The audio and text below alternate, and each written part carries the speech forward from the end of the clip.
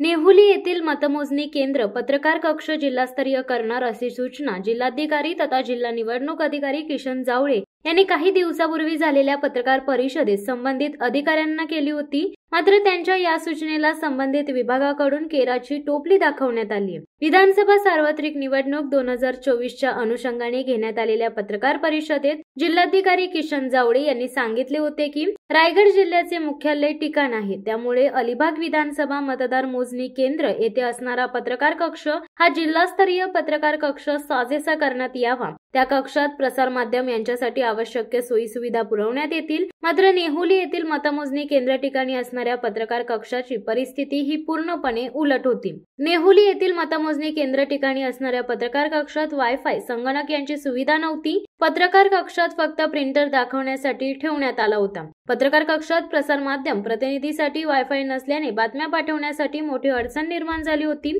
काही पत्रकार हे मतमोजणी केंद्राबाहेर जाऊन बातम्या पाठवित होते। पत्रकार कक्षातील टेबल स्टँड, फॅन देखील बंद अवस्थेत होते। तसेच जिल्ह्यातील विधानसभा मतदारसंघाच्या 9व्या फेरी पूर्ण झालेली प्रत ग्रुपवर मिळाली तरी अलिबाग विधानसभेची पहिली प्रत ही अधिकृतरित्या पत्रकार कक्षाला प्राप्त झालीच नव्हती। पत्रकार कक्षात 4-5 मोठ्या स्क्रीन लावण्यात येतील असे सांगितले, तर त्या ठिकाणी फक्त 2 टीव्ही स्क्रीन लावण्यात आल्या होत्या। पत्रकार कक्षाच्या आतील भिंतीवर असणारे जाळे देखील काढण्यात आले नव्हते। त्याचप्रमाणे उमेदवारांचे प्रतिनिधींचा पत्रकार कक्षात सतत वावर सुरू होता। त्याचप्रमाणे शासकीय अधिकारी कर्मचारी देखील या कक्षात ठाण मांडून बसले होते। त्यामुळे पत्रकार कक्ष हा शासकीय कर्मचारी, अधिकारी, राजकीय पक्ष, उमेदवार यांचा कक्ष दिसत होता। जिल्हा निवडणूक अधिकारी हे नेहुली येथील मतमोजणी केंद्र ठिकाणी असणाऱ्या पत्रकार कक्षाची स्थिती कशा प्रकारे आहे याची साधी पाहणी देखील केली जात नव्हती। शिवसत्ता टाइम्ससाठी अमोल कुमार जैन, रायगड।